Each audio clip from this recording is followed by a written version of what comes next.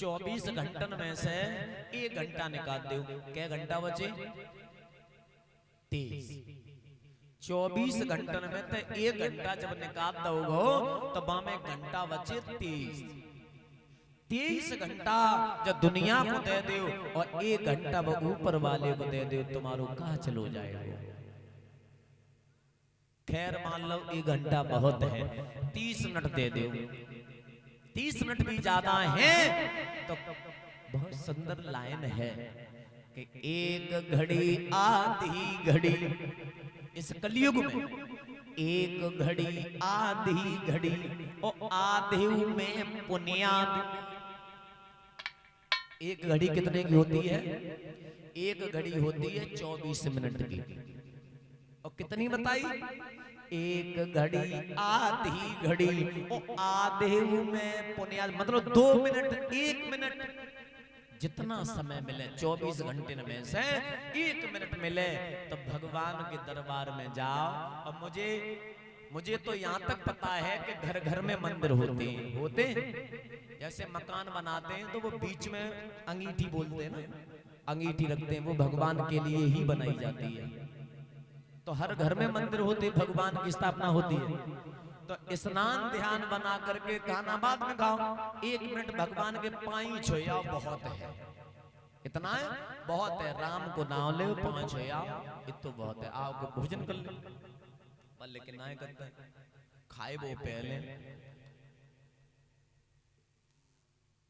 धन्य हो ये जिंदगी भर खाए वो है, जिंदगी भर। और जो जिंदगी तुमने कमाई दई खाए बे पीबे नाती लड़कन में ही, तो जब जीवन जू कबू नहीं मिले, जू ये जीवन मानव तन फिर कभी नहीं मिलेगा।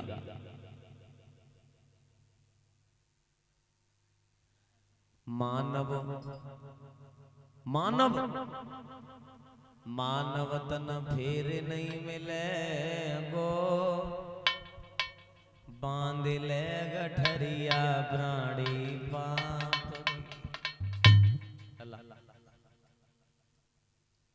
समझो ये बार बार नहीं मिलता। बड़े सौभाग्य 100 कर्म अच्छे करे होंगे तब ये मानव तन मिला है। परीक्षित से कहा है कि हमारे अंदर ये गुण है। परीक्षित ने कहा कोई बात नहीं, तुम्हें छोड़ देता हूं। और सतयुग रहा, त्रेता रहा, द्वापर रहा, ऐसे तुम नहीं रहोगे। मैं बता रहा हूं, जहां शराब पी जाए तहां रहोगे, जहां वैसे नृत्य करती हो तुम वहां रहोगे, जहां सास बहू में झगड़ा होता हो जिस घर में, उस घर में तुम्हारा वास है। जिस घर में पूजा नहीं होती है, यज्ञ नहीं होती, अमावस पूनो वहां तुम्हारा वास है। जहां जुआ खेलो जाए वहां वास है। जहां भक्तों को सताया जाए वहां आपका वास है। जवाब दो और बताएं, जवाब दो सद जाओ। कलयुग बोले अब सद जाओ, अब वो कोई ऐसो स्थान बताए दो जो कि हम आराम कर सके। तो परीक्षित ने न सोची न समझी, जवाब दो जाओ कंचन में वास करो। कंचन कहते हैं जब एक लाइन मैंने क्लास 5 में आई थी, जब स्कूल जाया करते थे, अब तो हमने पढ़ाई बंद कर दी। तो क्लास 5 में जब बहुत सुंदर लाइन हमने देखी और शायद आप लोगों ने पढ़ी हुई। अब बल लाइन में आज कहवे में मतलब अच्छी लगती है। बल लाइन आई थी कि कनक कनक ते 100 गुनी मानगता दिखाए और के खाए बोराए के पाए बोराए। आप लोगों ने पढ़ी हुई है, हाँ? तो कनक कनक मतलब क्या होता है इसका? इसका मतलब ये है कि कनक कनक, एक कनक का मतलब होता सोना, एक कनक का मतलब होता है धतूरा। एक कनक प्राप्त हो जाए खुशी के मारे पागल हो जाएगा, एक कनक मिल जाए तो खाने के बाद पागल हो जाएगा। जवाब दिया जाओ सोने में वास करो। सोने का मुकुट परीक्षित के सिर पर था, सवार हो गया, बिल्कुल देरी नहीं की कि कलयुग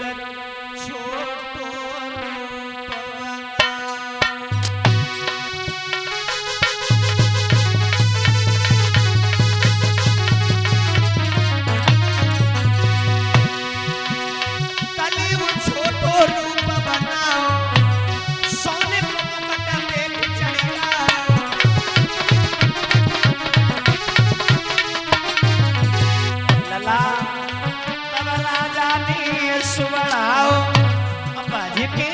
आश्रम गया।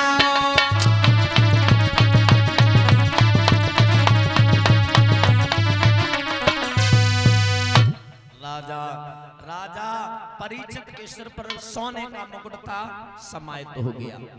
सोने में और बास है। किसमें है? सोने में और बास है। किस सोने में बास है? अधर्म का सोना, उसमें बास है। जो मुकुट था वो जरासंध का मुकुट था, अधर्म का सोना था, उसमें समाये गया। जो मेहनत की कमाई हुई जो आभूषण होते सोने के, उसमें बास कलयुग का नहीं होता। अधर्म का जैसे मिला हुआ, जैसे चोरी का, उस सोने में बास कलयुग का है। न सोना खुआ अच्छा, न मिला अच्छा। न जैसे सोना नहीं खो जाता है, ये भी अशुभ है। खोना ये भी अशुभ है, और मिलना ये भी अशुभ है। कलयुग का बास है अधर्म सोने। अब परीक्षित के सिर पर सवार हो गया। राजा परीक्षित प्रथम प्रकोप राजा परीक्षित पे दिखाया, गला सुखा दिया। गलो जैसे ही सूखो है तो ऐलानी बहू का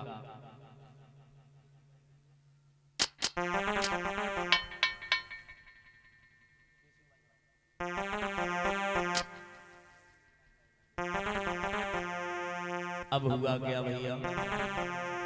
अरे राजे लगी प्यास, ऐलानी राजे लगी प्यास, और भूप जब आगे मोरे गायो।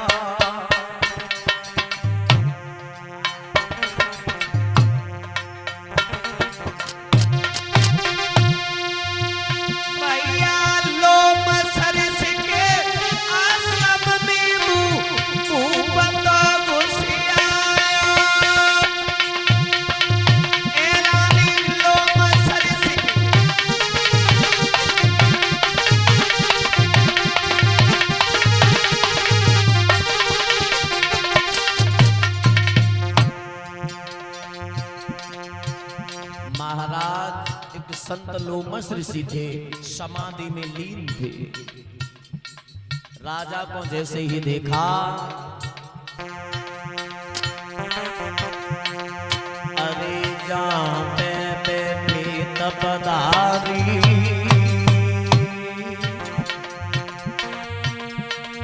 अरे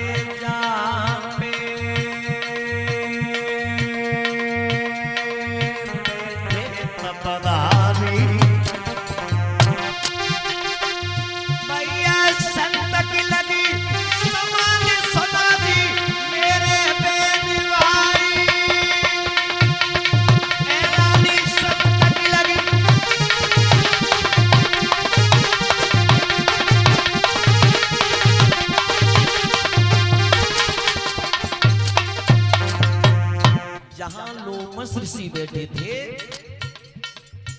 इधर से परीक्षित महाराज गए। परीक्षित ने सोचा, राजा ने सोचा कि जी संत ने ये सोचा राजा आ रहा है हमसे पानी मांगेगा, तो पानी न देने के कारण इसने नेत्र बंद कर लिए। इसने मेरा अपमान किया, हम इसका अपमान करेंगे। एक मरा हुआ सर्प पड़ा हुआ था, बाण के नोक से उठाया, गर्दन में डाल दिया। जैसे ही गर्दन में डालो, राजा घर चले गए। कहते हैं भैया, अरे लिखी को कुएं मिट भैया, अरे लिखी को कुएं मिट भैया,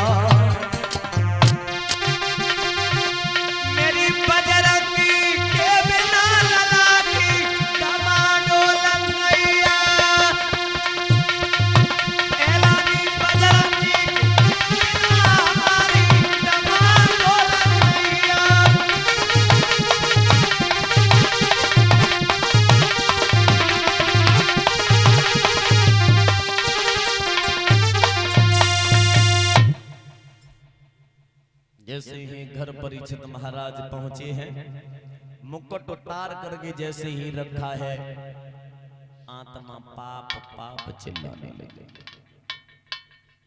आत्मा पाप पाप चिल्लाने लगी। आप आज हमसे बहुत बड़ा पाप हुआ है, याद रखना। लोमस ऋषि जो थे, एक संत भाग करके गया श्रृंगी ऋषि के पास में, तुम्हारे गुरु का अपमान करके यहाँ का राजा चला गया। श्रृंगी ऋषि क्रोधी महात्मा थे, कमंडल में से तत्काल जल लिया, श्राप दे दिया। ओ धन के मत वाले राजा, ओ माया पथ के दीवाने, मेरे हाथन से मौत तेरी लिख भेजी विश्व विधाता ने।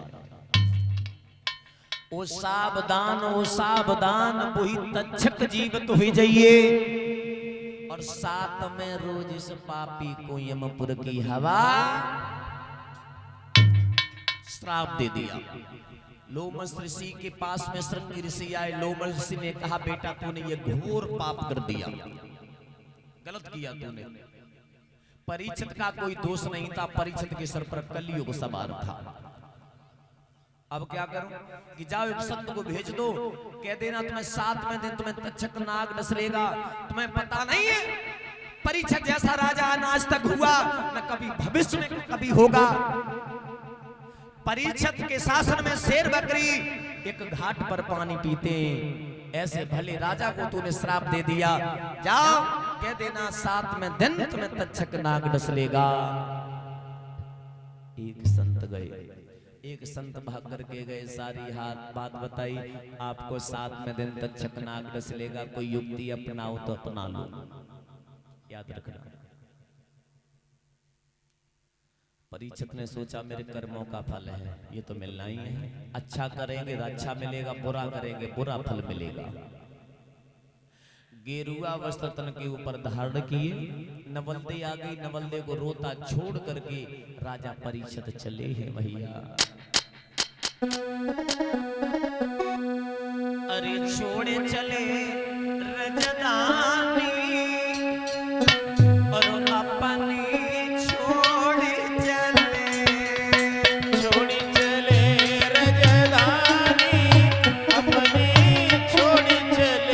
भैया छोड़े चले रजदानी, अपनी छोड़े चले रजदानी, अपनी छोड़ी चले।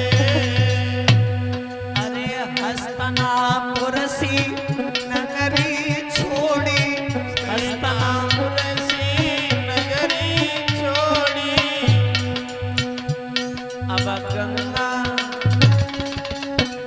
अब गंगा की भूमि वीरानी, अपनी छोड़ चले। गंगा की भूमि वीरानी, अपनी छोड़ी चले। भैया छोड़ चले रजदानी, अपनी छोड़ चले। छोड़ी चले रजदानी, अपनी छोड़ी चले। कुटुम कबीरा सबई छोड़ा, कुटुम कबीला सबई छोड़ो, अपनी प्रजा से मुखड़ा मोड़ा। अपनी प्रजा से मुखड़ा मोड़ो। अब गंगा की